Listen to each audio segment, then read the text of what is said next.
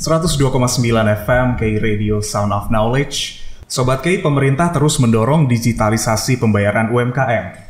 Mengutip kemenko.go.id, per Juni 2022, sebanyak 19,5 juta UMKM telah masuk ke dalam ekosistem digital.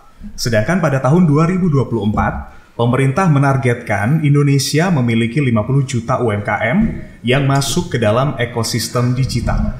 Salah satu ekosistem digital adalah pembayaran yang dilakukan juga secara digital. Selain itu, masyarakat juga perlu meningkatkan literasi keuangan supaya bisa mengelola keuangan dengan baik di tengah ketidakpastian ekonomi global. Pagi ini saya Iksan Anugrah bersama teman-teman hebat dari berbagai bidang yang akan membahas bagaimana memperkuat ketahanan perekonomian daerah melalui pembayaran digital dan literasi keuangan yang inklusif dan berkelanjutan. Selamat pagi Pak Hadi Sarosa dari Staf Unit Implementasi Kebijakan Sistem Pembayaran Bank Indonesia Jember. Selamat pagi Mas. Kabar baik ya Pak Hadi? Alhamdulillah baik. Alhamdulillah, ini hari Senin gak banyak meeting biasanya. Kebetulan masih kita sempatkan khusus untuk K Radio. Waduh mantap. Nah, biasanya hari Senin itu biasanya meeting-meeting agak full ya Pak Hadi ya. Benar. Baik, Bu Ciplis juga hadir, Dr. Ciplis Gemakoriah MSc selaku akademisi FEB UNED. Kita sering ngobrol-ngobrol juga di telepon biasanya Bu Ciplis ya. Iya, selamat pagi Mas Iksan. Selamat pagi, sehat Bu selalu ya Bu Ciplis. Alhamdulillah. Alhamdulillah sehat. Gitu udah hampir Ramadan ternyata ya. Betul, ya. Kerasa. Dan sekarang udah mulai naik-naik juga ini ya Bu ya, komoditas. Harga, iya. Harga-harga udah mulai naik. Betul. Dan mungkin masyarakat udah mulai ini juga ya, udah mulai apa? Rasa istilahnya terbiasa ya Bu ya. Karena demand-nya naik ya. Oke, demand naik, harga akan naik. Betul. Nah, pembahasan kita pagi hari ini Sobat K, bagaimana memperkuat ketahanan perekonomian daerah melalui pembayaran digital dan literasi keuangan yang inklusif dan berkelanjutan. Kita ke Bu Ciplis dulu. Bu Ciplis, bagaimana Ibu melihat perekonomian di Jember saat ini? Iya. Terima kasih Mas Iksan. Selamat pagi Sobat K Radio. Menarik sekali ketika kita membahas mengenai sistem digital dan sistem keuangan yang ada di Jember. Saya melihat sekarang karena teknologi itu sudah mulai marak ya Mas Iksan, artinya smartphone, kepemilikan smartphone, kemudian arus informasi, kemudian masyarakat yang bersentuhan dengan teknologi juga semakin banyak. Kita melihat ada layanan publik seperti Gojek, kemudian GoSend dan sebagainya. Semua itu basisnya adalah teknologi. Saya pikir itu merupakan sign yang bagus untuk melihat bahwa pertumbuhan ekonomi suatu daerah itu juga akan semakin naik dan bagus ya. Artinya ada sebuah progresif yang melekat pada masyarakat untuk mempelajari sebuah teknologi baru seperti itu. Nah, oleh karena itu saya melihat apalagi di Universitas Jember ada universitas negeri, kemudian 3 universitas negeri, universitas swasta, mahasiswa, kemudian perkantoran. Saya pikir ini merupakan entitas masyarakat yang menurut saya tidak lepas dari layanan teknologi yang semakin marak saat ini. Oleh karena itu saya melihat ada sebuah sign bagus untuk mempercepat atau mengakselerasi pertumbuhan ekonomi sebuah daerah. Seperti itu Mas Iksan. Oke, pertumbuhan ekonomi suatu daerah kalau kita lihat bisa meningkat seiring dengan perkembangan teknologinya juga. Betul. Dan masyarakat di sana juga harus bisa mengaplikasikannya Bu Ciplis ya. Betul Mas Iksan. Oke, salah satunya ini melalui digitalisasi pembayaran. Pembayaran sekarang kita kemana-mana nggak usah bawa uang ya Bu ya. Betul. Kita bawa HP aja. Kalau dulu masih mengandalkan ATM, sekarang handphone aja lah. Betul, iya. Sehingga, sudah sangat simpel. Iya, sangat simpel. Kalau mungkin Anda ketinggalan dompet atau handphone, tinggal pilih. Lebih baik ketinggalan dompet aja. Karena di handphone ini sudah ada uangnya juga Sobat K. Betul. Pas banget kita ngobrol dengan Pak Hadi dari Bank Indonesia. Kita kulik dulu Pak Hadi tentang pembayaran digital dan literasi keuangan ini. Apa itu sebenarnya Pak? Iya, jadi terima kasih Mas Iksan dan Sobat K. Seperti kita ketahui, terkait pembayaran adalah suatu penyerahan uang secara sukarela atau setara yang untuk penggunaan barang berharga atau yang lain. Sedangkan untuk digitalisasi yang kita gunakan otomatis kita tahu pembayaran yang seperti yang disampaikan tadi, pembayaran kita sudah menggunakan digital. Jadi kita tidak usah menggunakan cash yang dengan anak sekarang ya mungkin lebih banyak Justru malah dia tidak menyimpan uang cash daripada uang digitalnya. Iya. Nah, terkait literasi keuangan sendiri adalah pengetahuan dan keterampilan dalam mengelola keuangan. Nah ini jadi saling mengisi antara bagaimana digitalisasi pembayaran dan literasi keuangan. Jadi digitalisasi pembayaran itu merupakan implementasi sendiri dari literasi keuangan itu sendiri yang dimiliki oleh masyarakat. Ya. Literasi keuangan otomatis masyarakat mengetahui bagaimana mereka menyimpan uangnya ya. Benar sekali. Mereka bisa menyimpan di dompet digital yang ada mereka. Dompet digital, ada rekening di bank, dapat diimplementasi melalui mobile banking. Ada juga e-wallet yang sekarang yang kita banyak gunakan seperti yang tadi Bujibus gunakan, ada GoPay, ada OVO dan ada lain-lain seperti itu. Pilihannya memang banyak sekali Sobat K untuk kita menyimpan uang secara digital, bahkan transaksi pembayaran kita datang ke warteg aja di kampus itu. Betul. Gampang loh Pak Hadi. Benar. Jadi dengan sekarang dengan zaman sekarang yang sudah mulai maju, implementasi pembayaran digital pun sekarang semakin luas ya. Jadi seperti yang kita gaungkan juga di Bank Indonesia itu penggunaan KRIS ya. KRIS, ya. Benar sekali Mas. Jadi penggunaan KRIS itu kita gaungkan agar mempermudah dalam transaksi pembayaran menggunakan digital. Nah, kalau untuk saat ini tingkat pembayaran digital dan literasi keuangan di masyarakat untuk Jember saat ini bagaimana Pak? Iya.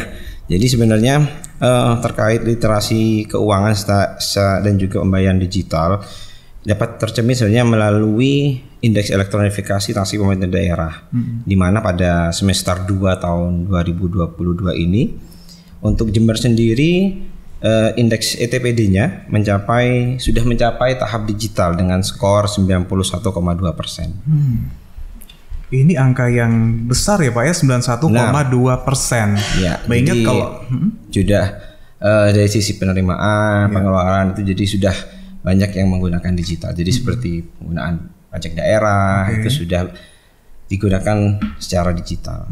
Pembayaran apapun tidak hanya kita berbelanja ya. Betul. Jadi transaksi yang digunakan di pemerintah daerah pun menggunakan transaksi yang digital. Otomatis secara tidak langsung itu akan mencerminkan bahwa masyarakat kita dalam implementasinya juga itu terhadap pemerintah daerah menggunakan transaksi yang digital.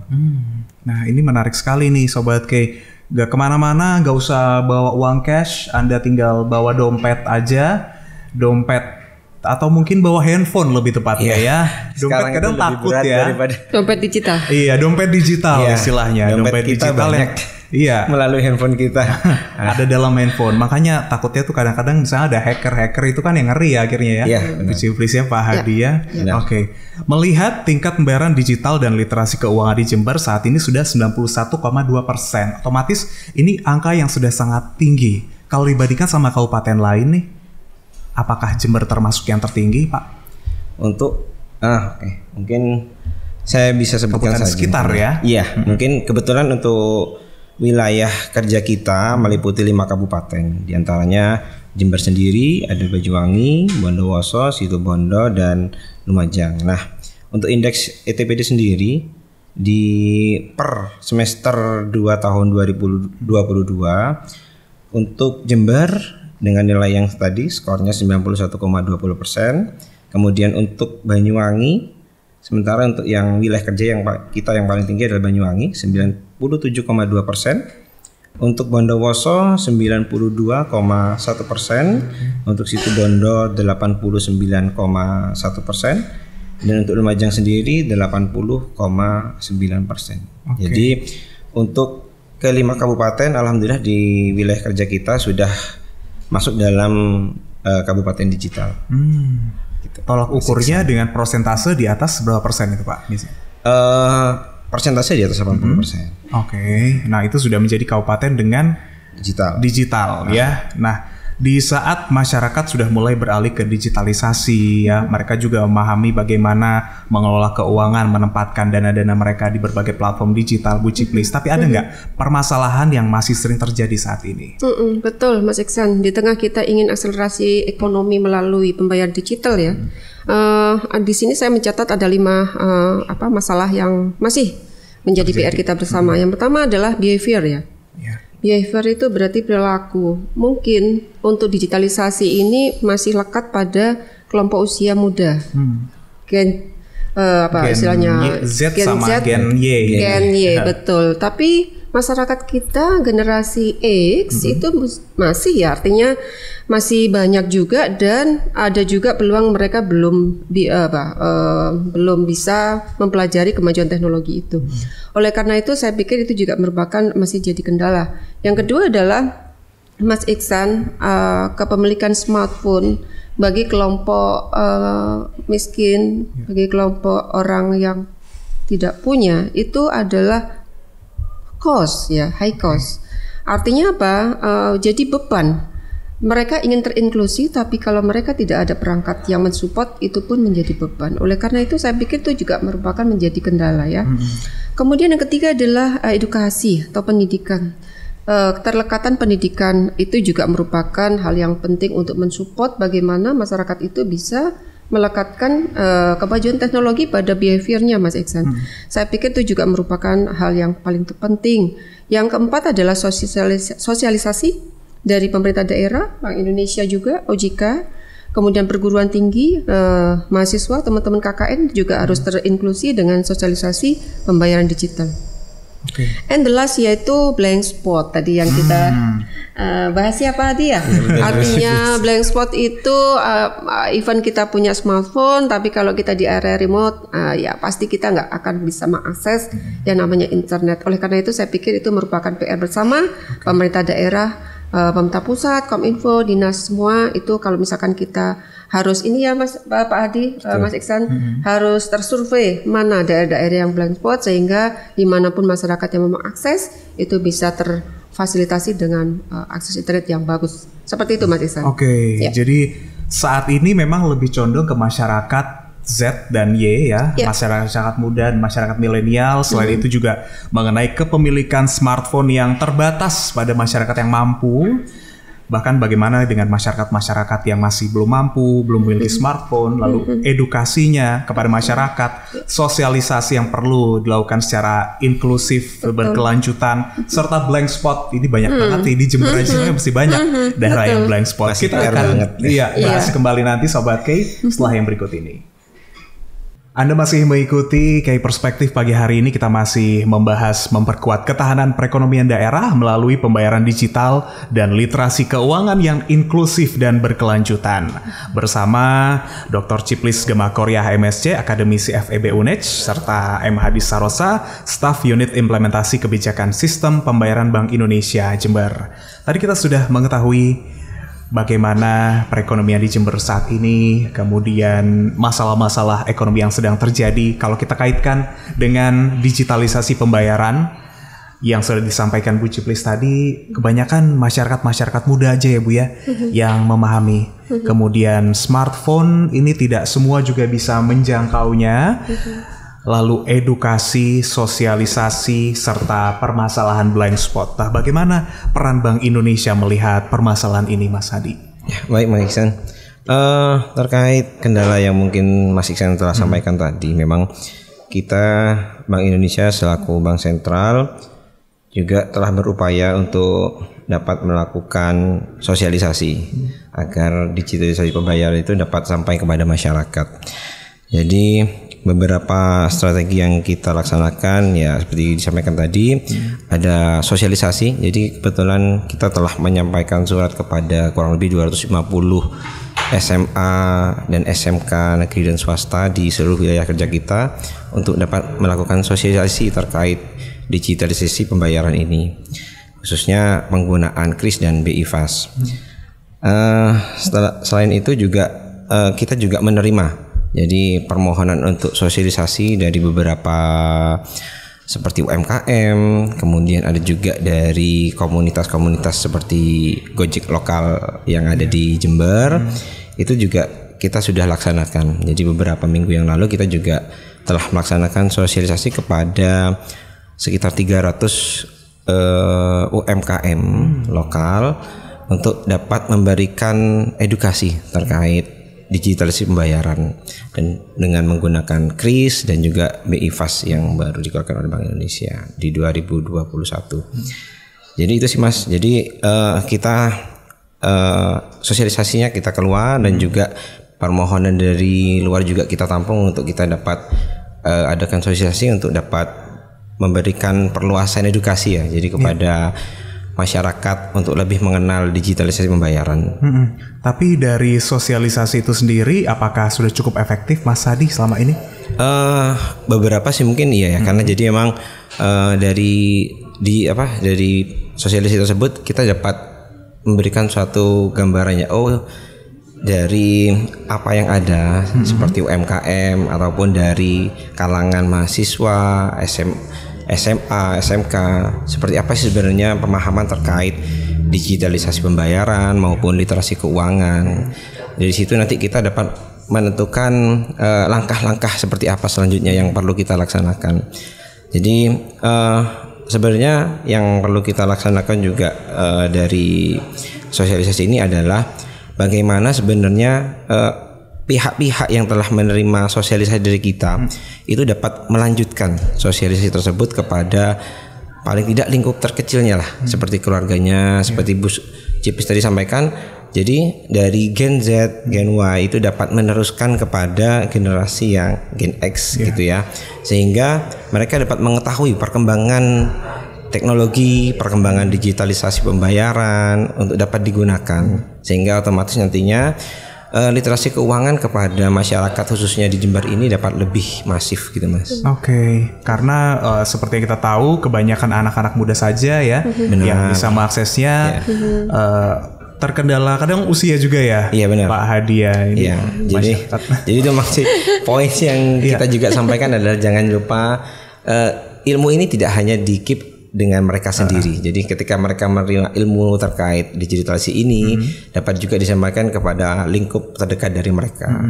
Kalau jenis pembayaran digital yang paling masif diakses masyarakat sampai saat ini apa Pak? Nah, kebetulan untuk saat ini sih mungkin kita tahu semua ya, banyak yang kita gunakan mungkin dengan kris ya. Karena kenapa sih mungkin kita menggunakan kris ya? Karena dengan kris ini sebenarnya kita emang diberikan banyak kemudahan sebenarnya. Dari kris ini kita dapat melakukan transaksi pembayaran digital, bisa menggunakan rekening, bisa juga menggunakan dompet digital atau e-wallet. Jadi banyak akses yang bisa digunakan, dan itu pun tidak hanya dengan satu jalur ya. Jadi andai kata merchant nih, dia punya usaha gitu ya, dia di bank A, tetapi konsumen memiliki rekening di bank lain ya. Nah gitu ya, biasanya kan wah nanti ini ada biaya nih.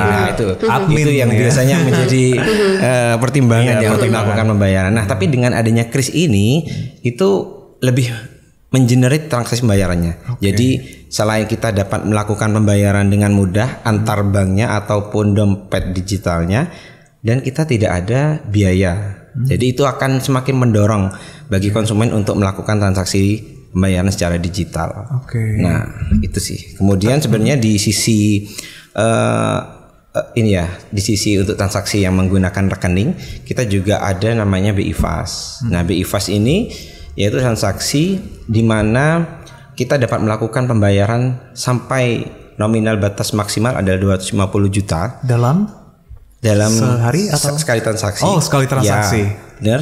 Jadi di mana kalau dahulu mungkin kita biasa antar bank ya, antar bank mungkin kan RTGS. Betul. Jadi mungkin untuk pengusaha banyak menggunakan paham dengan RTGS, dengan SKNBI gitu ya. Nah, mungkin dengan adanya BI Fast ini khususnya mungkin ya dengan ini ya mahasiswa mungkin ya, Gen Z, Gen Y gitu, transaksi di mana dulu ketika kita melakukan transaksi antar bank, dulu kita dibebani biaya administrasi sebesar sekitar kurang lebih 6.500 ya. Benar. Jadi dengan adanya BI Fast ini, transaksi yang dilakukan antar bank itu cukup dikenakan biaya sebesar 2.500 saja. Jadi cukup lah. Dari 6.500 menjadi 2.500. Ya. Dan menariknya dengan BI Fast sendiri yaitu ada fitur tambahan yang kita tambahkan selain real time dalam transaksinya, yaitu ada mungkin kalau kita nomor rekening mungkin kita nggak hafal ya Bu Cipis ya. Betul. Nah, terlalu panjang. Benar sekali. Jadi dengan adanya BI Fast ini kita bisa menambahkan ada namanya fitur tambahan di BI Fast yaitu proxy address. Di mana di proxy address ini kita dapat menambahkan nomor handphone dan juga email untuk dapat didaftarkan di banknya untuk dijadikan tujuan pembayaran. Jadi selain nomor rekening, kita nggak hafal nih. Jadi kita daftarkan nomor telepon kita. Jadi ketika kita melakukan pembayaran, kirim saja ke nomor ini. Selama itu terdaftar nomor telepon kita, bisa dilakukan bayar menggunakan BI Fast. Ya, yang penting nasabah harus melakukan pembaruan data terus ya, memastikan itu harus didaftarkan terlebih dahulu di valid ya. Iya, di perbankan. Oke, baik. Melihat kemudahan-kemudahan dari pembayaran digital ini serta masyarakat bisa memahami literasi keuangan secara pembayaran yang lebih beragam nantinya, apakah ini memang bisa benar-benar memperkuat ketahanan perekonomian daerah, Bu Ciplis? Ya, saya yakin ya, Mas Iksan. Jadi kalau saya boleh istilahnya memberikan sebuah teori ya, dasar teori di sini. Saya mengacu pada teori neoklasik. Itu sudah ada, Mas Iksan. Menurut Solus One tahun 1956. Teori pertumbuhan yang disampaikan oleh Solus One ya, yaitu mengenai increasing return to skill pada fungsi agregatnya. Jadi gimana tuh? Artinya capital output ratio itu antara modal dan tenaga kerja itu pasti akan diperhitungkan untuk memproduksi sebuah output ya. Jadi kalau misalkan ini ditunjang oleh teknologi yang luar biasa, maka output pun tuh akan dicapai dengan luar biasa juga. Perekonomian akan terus berkembang tergantung pada jumlah penduduk menurut Solus One ya, akumulasi kapital dan kemajuan teknologi. Jadi pada teori ini sudah disampaikan dasarnya bahwa teknologi merupakan faktor yang terpenting dalam mengakselerasi pertumbuhan ekonomi. Kemudian yang kedua, Mas Iksan, saya masukkan teori pertumbuhan ekonomi endogen menurut Romer tahun 92. Romer ini memperluas lagi perspektifnya daripada Solus One ya. Jadi tidak hanya modal fisik tapi juga modal manusia. Jadi Romer menginsertkan human capital di situ ya, tingkat pendidikan. Oleh karena itu menurut dari teori ini teknologi merupakan faktor pengakselerasi ya, akumulasi ilmu pengetahuan dan prosesnya. Jadi untuk bisa mengakselerasi pertumbuhan ekonomi itu ada namanya teknologi dan akumulasi kapital. Ya. Kemudian yang kedua adalah knowledge spillover, yaitu inovasi dan ide. Jadi tadi Pak Hadi bilang ada KRIS, ada BI Fast gitu ya. Kalau misalkan KRIS nggak ada biaya, ngapain juga BI Fast gitu ya. Kalau misalkan kita punya QR code-nya, kira-kira begitu. Iya. Sebenarnya ini Bu Ciplis, kalau untuk BI Fast itu untuk transaksi retail ya. Jadi dengan batasan mungkin ya. Jadi kalau mungkin dengan KRIS mungkin terbatasan dengan 10 juta. Kalau BI Fast kan bisa sampai 250 juta. Berarti batasannya lebih luas dari BI Fast. Kita memperluas. Ya. Jadi transaksi retail bisa lebih luas lagi. Iya. Ya, betul Pak Hadi. Jadi yang ketiga, produksi akan tumbuh dengan ada spillover inovasi dan teknologi perkembangan. Oleh karena itu saya pikir dengan dasar teori ini kita yakin akselerasi pertumbuhan ekonominya akan luar biasa. Seperti itu Mas Iksan. Berkaitan sama teknologi, tetapi sangat sulit ya Bu ya mungkin untuk bisa masyarakat benar-benar memahami penerapan atau pengaplikasian teknologi tersebut. Betul. Iya. Jadi perlu effort ya. Betul. Baik dari sisi kebijakan, pemerintah daerah, kemudian akademisi, mahasiswa, mungkin melalui pengabdian KKN dan sebagainya, dan juga melalui OJK dan Bank Indonesia. Seperti itu. Kayaknya kerjasamanya bagus tuh kalau misalkan sinergi. Seperti itu. Ya. Digitalisasi dan literasi keuangan kita bahas pagi hari ini Sobat Kay. Mungkin kita perlu tahu langkah atau target digitalisasi pembayaran di tahun ini bagaimana Mas? Baik, jadi untuk targetnya sendiri kita tetap dengan seperti tadi ya. Jadi kita tetap memasifkan sosialisasi kepada masyarakat yang ada di wilayah kerja kita khususnya agar nantinya edukasi terkait digitalisasi pembayaran itu dapat terbuka bagi masyarakat. Jadi masyarakat dapat lebih melek lagi ya terkait digitalisasi khususnya. Seperti itu sih Mas. Dan ada banyak sekali platform-platform digital ya yang bisa diakses masyarakat. Tadi kan sudah disebutkan KRIS, ada BI Fast, mungkin ada platform lain juga yang saat ini juga dikembangkan oleh Bank Indonesia. Memang ada sih, cuman masih dalam white paper. Jadi untuk saat ini masih kita masifkan ke kris. Nah, dapat kami sampaikan juga Mas Iksan, untuk transaksi kris ya di tahun 2022 ini, secara volume transaksi kris sendiri untuk wilayah di Sekar Kijang ya. Jadi Sekar Residen, Besuki dan Lumajang. Tahun 2022 untuk volume transaksinya secara year on year itu naik 13%. Itu sudah cukup bagus ya.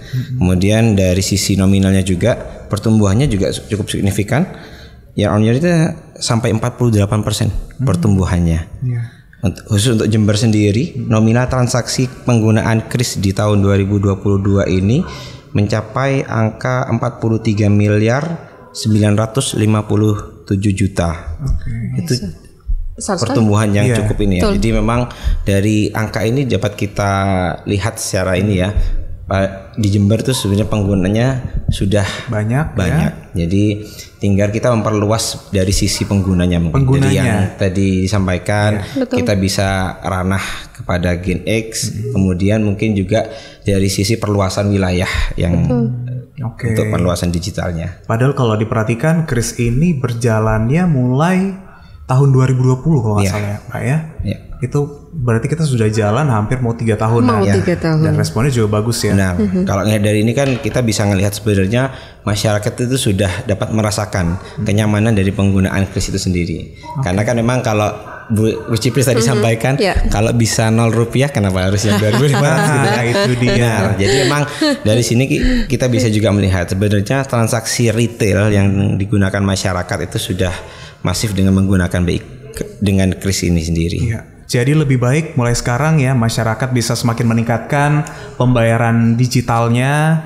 Gak usah pusing-pusing cari kembalian. Benar. Ya, otomatis ya kalau pedagang sesuai nanti ya tinggal transfer sesuai dengan atau mungkin masukkan nominal sesuai dengan transaksinya, kelipatan berapapun, kadang nyari kembalian 100 rupiah kan benar ya. Mas Iksan, karena selain itu juga biaya pencetakan uang kartal itu lebih mahal. Jadi benar yang Ibu Cipris sampaikan tadi, terkadang nominal uang yang dicetak itu tidak sebanding dengan biaya pencetakan. Jadi dengan adanya digitalisasi di sini sebenarnya itu kita akan membantu efisiensi dari pemerintah juga. Penggunaan uang kartal ya. Benar. Terima kasih Pak Hadi dan Bu Cipris. Mungkin nanti kita akan lanjut lagi dengan conclusionnya ya mengenai pembahasan kita hari ini. Tapi nanti kita juga akan ngobrol-ngobrol Sobat Kay dengan Pak Hendra Suryaputra selaku Pak Erik Mustaqim, tetap dalam Kay Perspektif pagi hari ini. Kita akan ketemu lagi nanti Bu Cipris dan Pak Hendra. Dan Pak Hadi. Terima kasih Pak Iksan. Baik, terima kasih Pak Iksan. 102,9 FM Kay Radio Sound of Knowledge. Kita masih mengulas memperkuat ketahanan perekonomian daerah melalui pembayaran digital dan literasi keuangan yang inklusif dan berkelanjutan. Kalau tadi saya sudah ngobrol-ngobrol dengan staf unit implementasi kebijakan sistem pembayaran Bank Indonesia Jember, Pak Hadi Sarosa dan Bu Cipris Gemakoriah selaku akademisi FEB UNED. Kali ini saya sudah bersama Kabid Perencanaan dan Pengembangan Pendapatan Daerah Bapenda Jember, Pak Hendra Suryaputra SSTP. Selamat pagi Pak Hendra. Selamat pagi Mas. Kabar baik ya? Kabar baik. Alhamdulillah sehat terus nih Pak. Bentar lagi udah dapat libur panjang dong Pak, 2 hari ya? Oh iya. 21-22 ya? 21-22. Atau 22-23? Belum ada pengumuman. Belum ada pengumuman lagi. Ya, kita nunggu. Masih nunggu ya 22-23. Soalnya kan udah diinfokan kalau ada rencana ini cuti bersama itu Pak. Ya. Tapi tetap tunggu ya nanti ya. Baik, selain Pak Hendra ada juga Pak Erik Mustaqim selaku pengusaha UMKM Custom Furniture and Home Decor. Ya. Waduh, ini pengusaha custom furniture berarti sering bikin-bikin. Iya, sering bikin sesuai customer gitu. Customer ya, kita pengen yang model mejanya kayak gimana? Modelnya, ukurannya gitu, lain-lain. Iya, tergantung request bisa ya. Iya. Misalkan saya minta meja model saya, tubuh saya gitu. Iya, bisa ukurannya juga, modelnya juga macam-macam. Oke, Mas custom. Erik, baik. Kita ke Pak Hendra dulu. Pak Hendra, ini kan sebelumnya tersiar kabar ya, sejumlah desa di Jember dengan setoran pajak yang rendah. Gimana penanganannya saat ini? Jadi mungkin berkaitan dengan pajak, Mas. Memang sebenarnya kalau secara kumulatif untuk pendapatan pajak daerah itu sudah dari target 100% 294 itu kita realisasi 293 miliar. Agak lebih dekat ke mic lagi mungkin Pak. Jadi mungkin sudah mendekati angka 100%, itu tepatnya 99,7. Cuman dari nominal itu masih menyisakan masalah khususnya di pajak bumi dan bangunan. Ini karena basis pajak dengan objek dan subjek pajak yang beraneka ragam ya. Jadi mulai dari masyarakat paling bawah sampai paling atas itu memiliki objek pajak PBB. Otomatis di kita itu selalu sebenarnya tanpa ada permasalahan ini pun kita sudah melakukan pengendalian mulai dari penagihan, pengendalian secara rutin dan berkala. Cuman memang karena sebarannya luas banget gitu ya, jadi kita punya keterbatasan. Itu yang terjadi selama ini. Ya mudah-mudahan dengan sekarang diperluas jaringan pembayaran nanti akhirnya masyarakat tidak tergantung lagi menunggu dari petugas yang datang, cukup mendownload SPPT-nya sendiri, melakukan pembayaran juga mandiri, tidak perlu menunggu petugasnya datang ke rumah wajib pajak atau ke rumah Bapak Ibu semuanya. Daripada ditagih-tagih ya, gitu kan khawatirnya tetangga nanti lihat, waduh jangan-jangan masih nunggak gitu ya. Nggak enak juga akhirnya dipandang sama tangga. Makanya dengan adanya digitalisasi pembayaran ini, otomatis seperti pajak ya, bahkan juga untuk hal-hal lainnya Anda bisa lakukan pembayarannya secara digital. Sobat K. Tapi untuk capaian PAD kalau saat ini gimana nih Pak? Kalau PAD malah over target Mas. Dari kita 750 miliar itu 107% kalau tidak salah itu sudah terrealisasi untuk PAD. Karena PAD ada beberapa item ya, terdiri dari pajak daerah, retribusi daerah, dan juga ada lain-lain PAD yang sah. Itu sudah terrealisasi melebihi target malah. Ada yang mungkin ada surplus ada yang surplus. Makanya bisa sama dengan pajak itu tadi. Meskipun capaian PBB itu masih di kisaran 73%. Tapi karena pajak daerah yang lain kita bisa surplus atau kita optimalkan, jadi capaian akumulatif bisa 99%. Yang 2023 ini. 2022 kemarin ya. Baik. Nah, ini sudah pencapaian sangat bagus ya Sobat K ya, apalagi didukung juga dengan digitalisasi payment ini ya. Segala itu akan jauh lebih maksimal.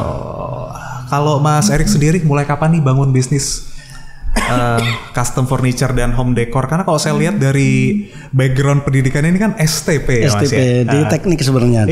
Tekniknya cuma karena teknik itu masih relevan ya dengan dunia menggambar gitu.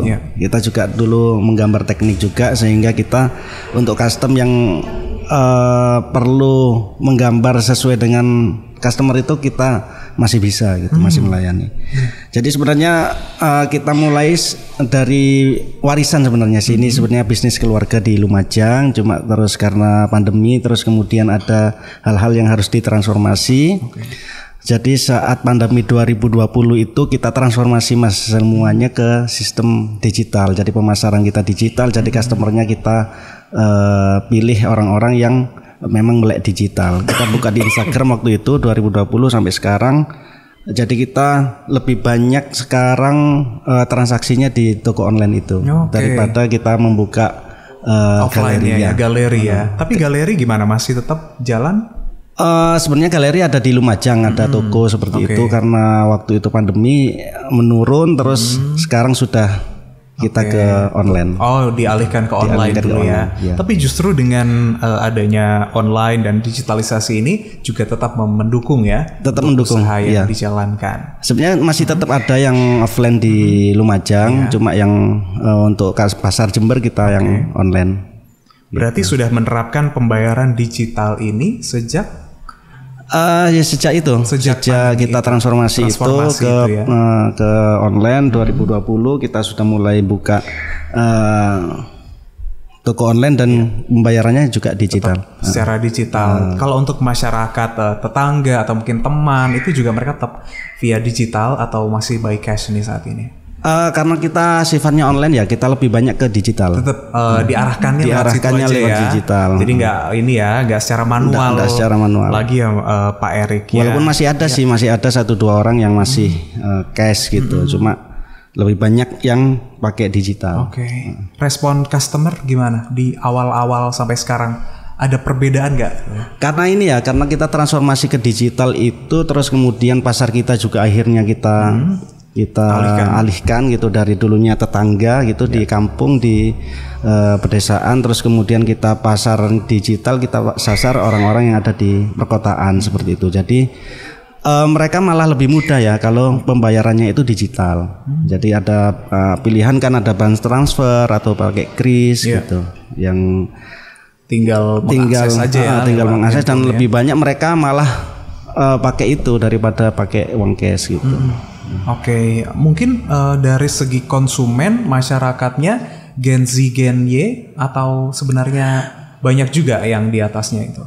Kalau lebih banyak sih ini dari keluarga muda ya. Oh iya. Kalau kita lihat di insight Instagram itu lebih banyak usia 35-an, sekitar 30-an lah. Jadi keluarga muda lah gitu. Mereka yang lahir di dekade 90-an ini ya. Iya, 90-an gitu, yang lebih banyak akhir, dan mereka juga paham ya tentang mekanisme pembayaran digital dan mekanisme toko online itu mereka lebih familiar gitu daripada orang-orang yang dulunya kita menyasar tetangga gitu, orang-orang 80-an atau 70-an gitu yang masih kurang gitu. Tapi sekarang karena kita sudah online dan lebih banyak orang-orang yang keluarga muda lah gitu. Oke, keluarga muda, dan ternyata dari sini juga kita melihat ada peluang ya Mas ya. Ada peluang ya. Awalnya dari offline itu tadi ya, secara manual transaksinya beralih ke online. Ya. Pandemi bukan hanya menjadi istilahnya pukulan ya. Malah kita berusaha untuk bagaimana kita mengolah keadaan waktu itu, karena keadaan seperti itu bagaimana nih kita mencari-cari transformasi yang sekiranya tetap kita masih tukang itu masih produksi, tapi kita juga masih bisa mengeluarkan produk ya, bahkan juga kestabilan usaha bisa tetap berjalan dengan sampai saat ini bahkan. Menurut Pak Hendra sendiri, apakah pembayaran digital dan literasi keuangan ini sudah cukup konkret untuk memperkuat ketahanan perekonomian? Jadi berbasis pengalaman Mas ya, kemarin itu kita memulai membangun database pajak itu secara serius itu sejak tahun 2017 sebenarnya. Terus pada saat itu kita sebenarnya sebelum pandemi kita sudah siap kalau kita kerjasamakan dengan beberapa pihak. Cuman ketika pandemi itulah di 2020-2021 kita serius karena masyarakat tidak bisa bertemu, Pak Kampung yang nggak bisa keliling lagi, akhirnya kita paksa untuk bekerja sama dengan berbagai pihak gitu ya. Kita ada 13 channel pembayaran, jadi dari seluruh bank kita sudah gitu ya. Bank Jatim, Bank BNI, Mandiri, BCA, semuanya sudah, BTN juga sudah gitu. Dan juga kita kerjasama dengan e-commerce gitu. Dan itu terbukti di tahun 2021-2022 itu bisa menjaga stabilitas penerimaan khususnya di pajak daerah, dan tidak menutup kemungkinan di retribusi daerah juga. Penerimaan PAD yang dalam rangka untuk pembiayaan pembangunan itu bisa terrealisasi dengan baik. Meskipun tidak bisa maksimal seperti tahun kemarin ya, 2020-2021 tetap kita terpukul. Tapi paling tidak drastis sampai dengan angka misalkan separuh gitu, tidak. Jadi kita masih lumayan lah, pencapaian penerimaan kita masih lumayan. Meskipun kita secara realistis ya kita ada turunnya, tapi tidak terlalu signifikan. Dan itu saya kira bukti bahwa digitalisasi itu di era sekarang ini solusi untuk yang selama ini belum pernah kita pikirkan itu akhirnya ini mungkin. Jadi yang semuanya serba mungkin gitu. Khususnya di pajak daerah di penerimaan itu yang selama ini kita tidak pernah terfikirkan, ya mulai terfikir di era-era tahun 2020 pasca pandemi ya. Ditambah dengan keterbatasan mobilisasi dan juga kita dikaitkan tadi yang penerimaan di desa rendah. Kita kan pengen membantu, kita buka nih open channel ke seluruh masyarakat bahwa pembayaran itu sekarang mudah dan juga untuk transparansi, menghindari misalkan permasalahan selama mungkin ada uang yang tidak nyampe, titipan lupa dan lain sebagainya. Ini bisa paling tidak ini mulai berkurang ya, berkurang sehingga nanti untuk penerimaan paling tidak 3-4 tahun ke depan sudah berjalan dengan baik gitu ya. Ya memang digitalisasi ini butuh waktu karena tipologi masyarakat kita berbeda-beda. Apalagi kami melayani masyarakat di semua segmen ya, di semua segmen masyarakat kita layani. Dan kita di Jember juga ada aplikasi khusus ya Pak ya. Betul. Untuk pembayaran. Responnya masyarakat bagaimana saat ini? Ya kita, kalau yang untuk masyarakat kita segmentasinya itu beda-beda ya. Kalau yang sudah melek di digital gitu mungkin lebih asik menggunakan itu gitu ya. Karena contoh sekarang SPPT PBB tidak perlu menunggu datang dari petugas mengantar ke rumah, bisa mendownload gitu. Di dalam aplikasi juga kita bisa mengenerate ke kris ya, ke kode kris gitu ya. Dari nomor objek pembayaran itu kita generate ke kris, jadi krisnya bisa langsung digunakan untuk membayar. Nah ini lebih fleksibel lagi sebenarnya, dan bisa dimonitor tuh pembayarannya sudah masuk atau belum gitu. Kalau terjadi masalah nanti tinggal menghubungi bank yang bersangkutan gitu ya. Bisa melalui bank maupun e-commerce maupun saluran yang lain. Tapi tetap memang kita menyediakan loket gitu ya. Loketnya tetap seperti Alfamart, Indomaret. Bapenda tidak menerima. Tidak ya. Jadi kami tidak menerima pembayaran lagi. Bisa melalui Indomaret atau Alfamart atau kantor pos. Tapi mudah-mudahan nanti berkurang yang melalui loket, jadi lebih ke digital payment ini ya. Digital payment. Dan supaya juga akhirnya masyarakat bisa lebih mudah dan bisa lebih tepat waktu juga. Betul. Ingat sekarang sibuk banget ya orang-orang kayaknya ya. Karena uangnya ditunggu ini. Untuk keberlanjutan pembangunan. Karena uangnya ini kan hanya masuk terus kita distribusikan lagi. Iya, sama kayak perusahaan juga gitu. Sama Mas. Sama dengan rumah tangga. Masuk dan keluar gitu ya. Dan keluar. Baik, kita akan lanjutkan lagi pembahasan kita Sobat K setelah yang berikut ini, tetap di 102,9 FM K Radio.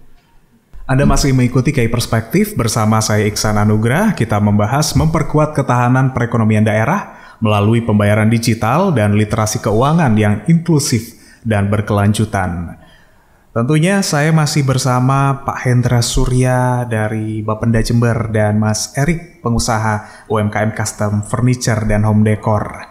Saya ke Mas Erik dulu. Mas Erik, selama ini dalam transaksi digital atau mungkin penjualan secara digital, ada nggak hambatan yang dirasakan?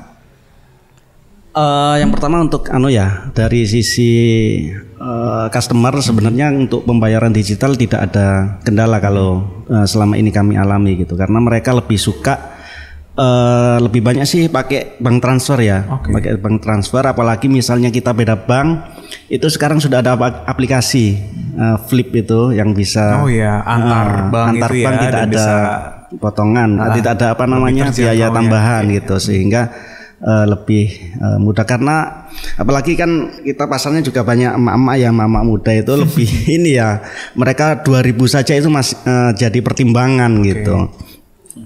Sekarang sudah ada aplikasi seperti itu, lebih mudah, dan walaupun ada limit tapi mereka tidak terlalu kesulitan gitu.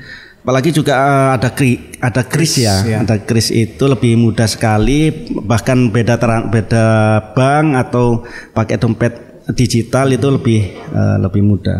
Tapi kalau di sisi pengusaha ini ada kendala juga sebenarnya di kris itu.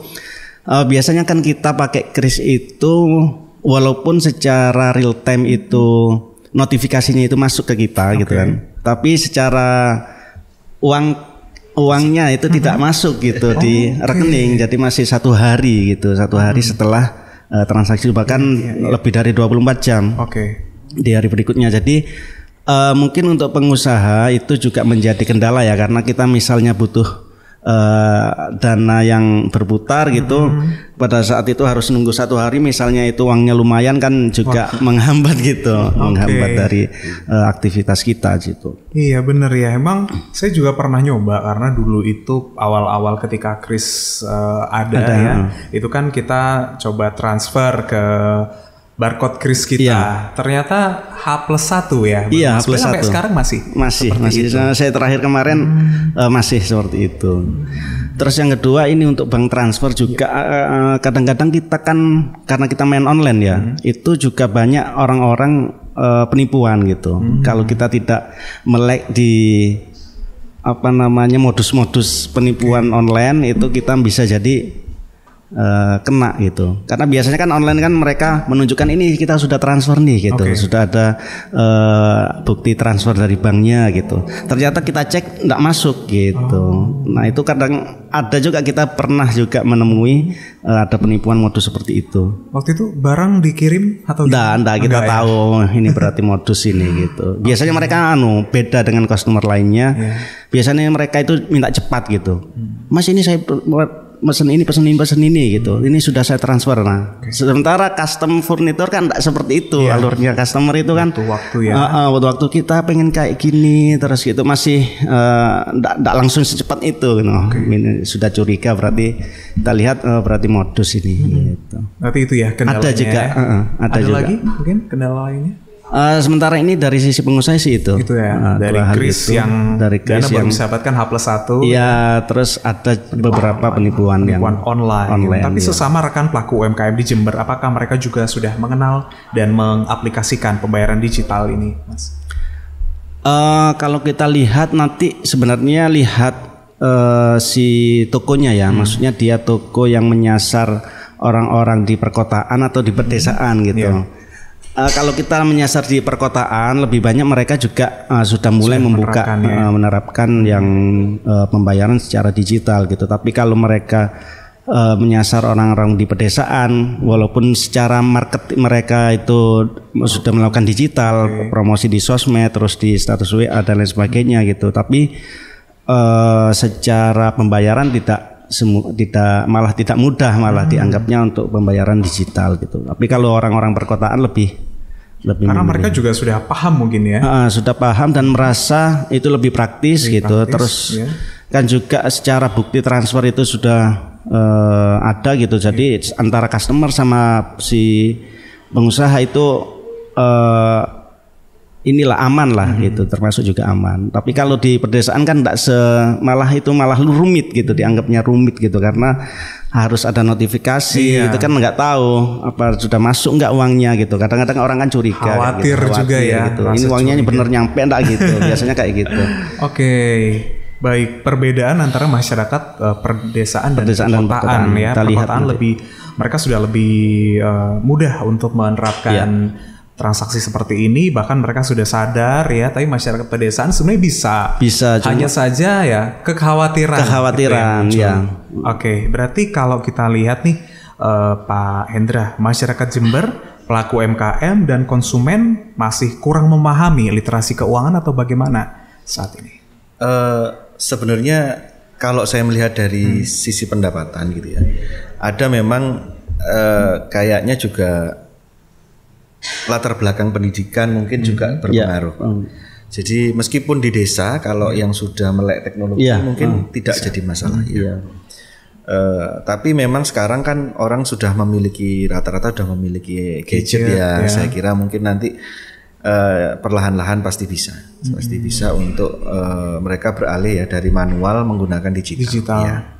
Karena ini juga seiring dengan target pemerintah target pemerintah. Kita juga tadi sudah disampaikan mungkin di narasumber pertama, kita sudah berupaya Pemkab mulai dari pendapatan dan belanja itu sudah indeks digitalisasi kita ITPD itu sudah 91% ya. Kita sudah kategori digital gitu ya. Kita dari tahun sebelumnya kita itu masih nomor berapa? Nomor terakhir di 5 kabupaten itu ya. Kita sudah berupaya di tahun 2022 itu mengejar, jadi kita bisa sudah kan indeksnya sudah digital gitu ya. Dari sebelumnya itu maju kalau tidak salah itu. Setidaknya ada kenaikan angka dari pemahaman seputar literasi keuangan ini ya. Jadi kita harus melaporkan secara rutin itu progres tiap semester kalau tidak salah setiap semester. Timnya kan di kabupaten ada, jadi nanti kita bentuk sekretariat untuk melaporkan gitu. Jadi mulai transaksinya berapa, jumlahnya berapa, channelnya apa, itu kita sudah melaporkan secara rutin. Ada upaya-upaya lain juga mungkin yang dilakukan Bapenda supaya tingkat pemahaman literasi keuangan masyarakat. Kita memang ini Mas, secara rutin sebenarnya sekarang ini kita mensosialisasikan aplikasi pajak kita itu yang Jembako. Jadi Jembako itu ya. Kita sosialisasikan. Khusus Jember itu. Jember. Di situ memang misinya kita pajak proses bisnis pajak cukup di dalam satu aplikasi Android itu. Cuman di dalamnya kita juga punya misi untuk mengenalkan kris, itu juga di dalamnya kita siapkan. Karena kan metode pembayaran kita ada beberapa ya, ada menggunakan billing, ada menggunakan virtual account, dan yang terakhir menggunakan kris. Jadi kita tidak ada yang transfer gitu ya. Karena kalau pajak ini berkaitan juga dengan pelaporan dan pelaporan piutang juga. Jadi kalau kita tidak dikodifikasi nanti kita kesulitan di pelaporan gitu. Jadi akhirnya seperti itu. Yang kedua, kita juga melakukan secara perlahan, kita merubah teknologi gitu ya. Jadi sekarang kebutuhannya begini. Jadi nanti kalau kita goalnya ke sana, apa yang harus kita cukupi sekarang itu. Kita siapkan sarana prasarana, regulasi juga memungkinkan jika kita perlukan gitu. Dan yang terakhir, kita juga siapkan juga, kita kadang-kadang intervensi gitu ya. Pelayanan kita itu kan kadang ada yang masih manual gitu ya. Jadi kecenderungan masyarakat itu kadang ogah beralih dari manual ke digital. Setengah agak dipaksa. Jadi sama kita di pajak daerah beberapa kita paksa. Kita paksa tidak keras tapi berbasis teknologi. Jadi mau tidak mau harus melalui ini gitu ya. Itu penting di saat-saat tertentu sehingga nanti bisa seragam dalam arti semua bisa beralih dari secara perlahan dari manual ke digital. Itu perlu strategi dan perlu tahapan, tidak bisa langsung seperti membalik telapak tangan. Jadi memang ini butuh waktu Mas, butuh waktu dan tapi perlahan kita pasti untuk kita rubah manual ke digital gitu. Oke, baik. Mas Erik, terakhir nih, apa yang perlu dikembangkan kiranya dari pembayaran digital saat ini? Kalau Erik, saya sebagai pelaku juga ya, yang pertama kan kita, kalau saya ya produksinya di desa, tapi pemasarannya di perkotaan. Jadi secara banyak aktivitas sebenarnya kita banyak aktivitasnya di pedesaan. Mungkin yang perlu dikembangkan ya sistem pembayarannya itu. Kita kan untuk kemudahan tarik tunai, kan kita harus ke pusat kota atau ke tempat keramaian, ke perbelanjaan di area kota gitu untuk menarik tunai gitu. Walaupun ada sebenarnya di pedesaan itu, tapi dikenai admin, ada biaya adminnya berapa gitu. Dan agen biasanya ada agen-agen gitu kan, ada agen-agen dari bank itu. Cuma biasanya dikenai biaya. Nah kita punya komunitas gitu ya di desa itu, kita kan juga berkecimpung di pemberdayaan masyarakat, kita punya koperasi gitu di sana. Kalau misalnya koperasi itu diberdayakan terus kemudian, karena kan kebanyakan koperasi itu yang masuk itu orang-orang yang sudah berumur lah gitu, walaupun dia punya usaha kecil di rumahnya masing-masing, cuma secara mereka tidak melek digital. Tapi ada kelebihan sebenarnya anak-anaknya yang sekarang seperti yang dikatakan Pak Hendra tadi, sebenarnya anak-anak sekarang walaupun di desa itu sudah punya akses ke gadget gitu. Nah itu misalnya kita lebih berdayakan mereka, terus kemudian kita edukasi anak-anaknya paling tidak, walaupun ibunya tidak melakukan itu, misalnya dari satu kris, misalnya kita kris pembayaran digital melalui kris, satu komunitas atau satu koperasi itu satu ini gitu, untuk kita terus kemudian bisa masuk ke dananya ke koperasi, terus kemudian kita bisa real time hari itu juga kita kasihkan dananya dengan pencatatan dan lain sebagainya, itu malah lebih mungkin mempermudah gitu. Terus yang terakhir, lebih banyak lagi ini ya, kalau di toko-toko itu kan tidak semuanya yang memakai kris gitu. Bahkan ada beberapa toko itu yang malah walaupun dia sudah mampang kan kris gitu kan. Barcode kris yang ada ya.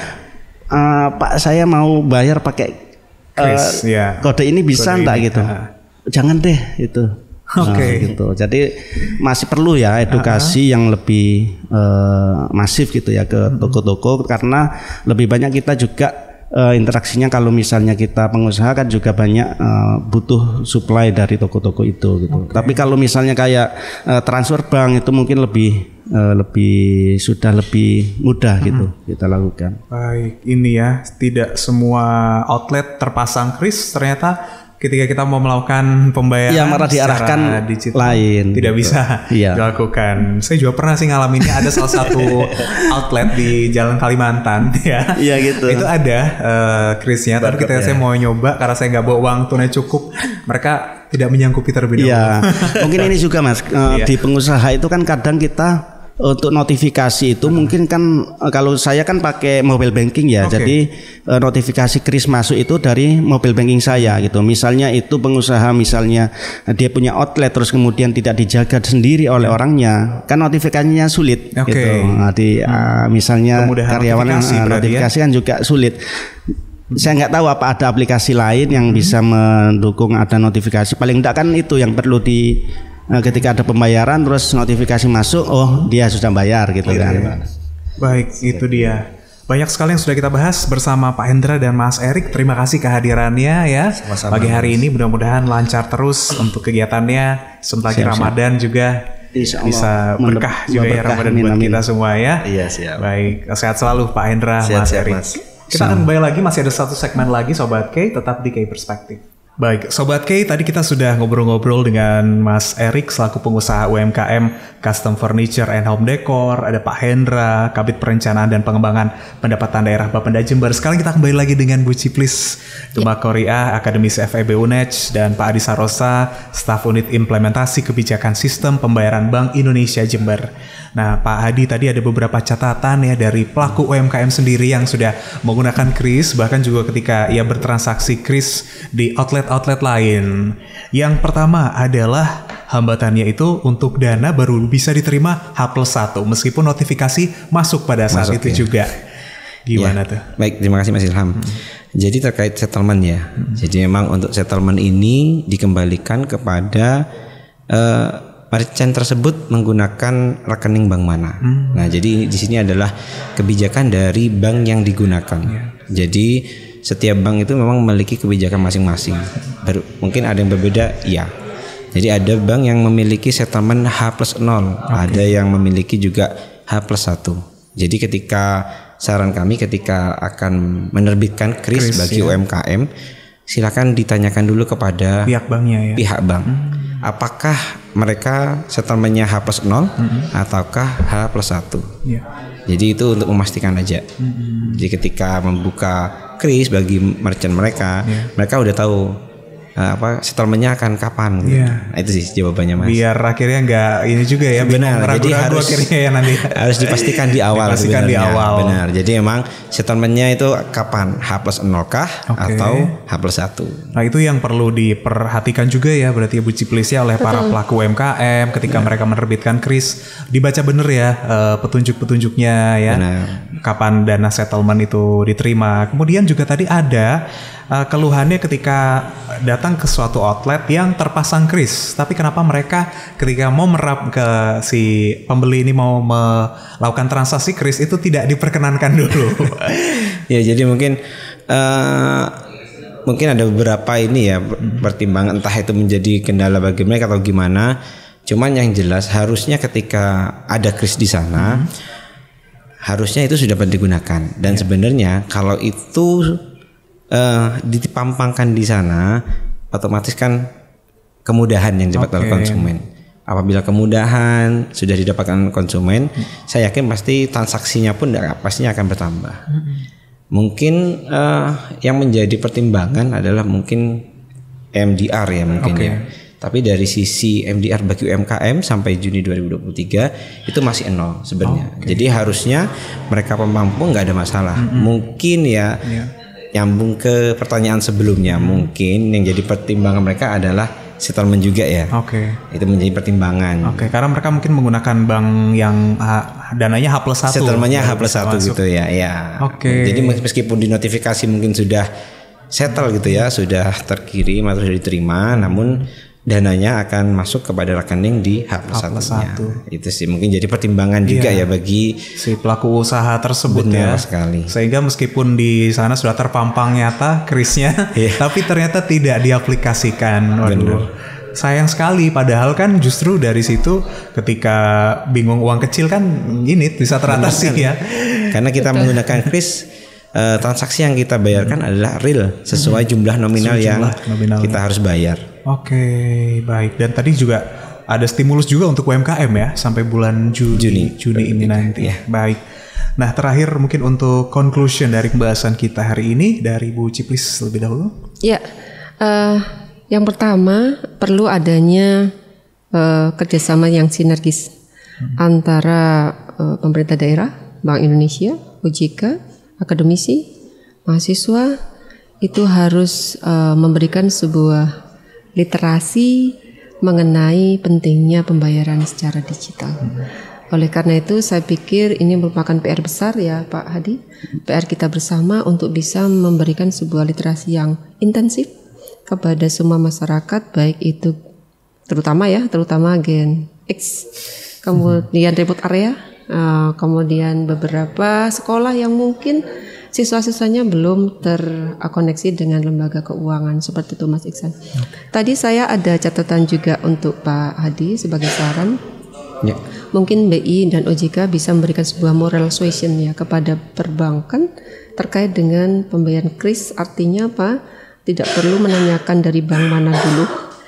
Istilahnya settlement harusnya 1 hari itu juga harus tersampaikan seperti itu supaya semua bank masyarakat tidak memilih, artinya UMKM tidak memilih bank mana saja. Yang kedua adalah Mas Iksan dan Pak Hadi, mungkin UMKM dan pelaku usaha kecil belum memahami mengenai biaya, jadi cost benefit ya, artinya kalau kita ingin mendapatkan benefit yang maksimum, pasti di situ ada cost yang standar berapa yang harus kita korbankan seperti itu. Ini namanya infrastruktur yang harus terpasang itu juga perlu biaya Mas Iksan. Oleh karena itu saya pikir itu harus disosialisasikan juga Pak Hadi kepada UMKM karena memasang infrastruktur digital itu tidak murah seperti itu. Tapi saya pikir BI dan OJK sudah memikirkan berapa harga keekonomian infrastruktur pembayaran kris. Saya pikir seperti itu. Oleh karena itu ke depan artinya kita bagaimana cara mengakselerasi, yaitu harus ada action dari masing-masing lembaga untuk capaian tahun ini harus berapa nih pengguna kris seperti itu. Kalau enggak kita hanya wacana gitu, hanya diskusi, tapi saya pikir yang paling penting adalah actionnya seperti itu. Actionnya ya. Baik, Pak Hadi silakan. Ya baik, terima kasih Bu Ciplis. Bu Ciplis yang nyambung tadi disampaikan Ibu Ciplis terkait pengguna yang baru saja disampaikan. Alhamdulillah di tahun 2022 Ibu Ciplis target kita di 15 juta pengguna baru kris. Alhamdulillah sudah dapat tercapai. Alhamdulillah. Jadi ya semoga dengan ke depan dengan adanya target-target pengguna kris ini dapat lebih menggaungkan ya digitalisasi di sistem pembayarannya.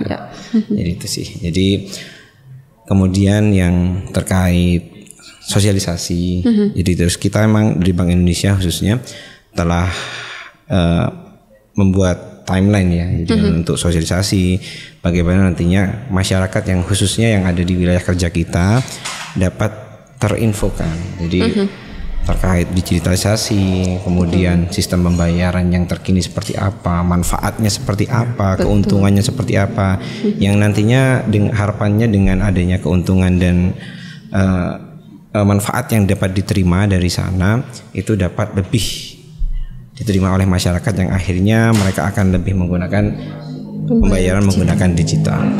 Baik, terima kasih kehadirannya hari ini Pak Hadi, Bu Ciplis. Sama-sama Mas Iksan. Terima kasih Mas Iksan. Iya, mudah-mudahan pembahasan kita hari ini bisa benar-benar memperkuat ya ketahanan perekonomian daerah melalui pembayaran digital serta itu literasi keuangan yang inklusif dan berkelanjutan. Karena saat ini kita dimanjakan dengan teknologi, otomatis kita juga harus makin menerapkannya dalam kehidupan sehari-hari. Dan ini juga penerapannya teknologi juga semakin memudahkan kita dalam hal transaksi, bahkan dalam hal ini juga ya uang palsu ya. Betul. Bisa semakin dicegah. Menghindarkan dari uang palsu. Menghindarkan dari uang dengan palsu. Digitalisasi. Oke. Dan kadang-kadang bawa uang cash itu kan takut ya, hilang dan lain sebagainya. Betul, ribet juga. Sekarang lebih nyaman dengan handphone. Dengan handphonenya aja. Jadi Sobat K, lebih baik jangan sampai Anda lupa handphone Anda kalau mau bertransaksi kemanapun, karena pembayaran secara digital bisa Anda lakukan kapanpun dan dimanapun. Betul. Demikian bahasan kita untuk hari ini. Sekali lagi terima kasih kehadirannya. Terima kasih Mak Ihsan. Terima kasih Sobat K. Ya. Terima kasih juga untuk tadi kehadirannya Pak Hendra Surya Putra dan Pak Erik Mustaqim. Terima kasih juga untuk kebersamaan Anda. Sampai ketemu di kesempatan yang berikutnya. Selamat pagi. Selamat pagi. Selamat pagi. 101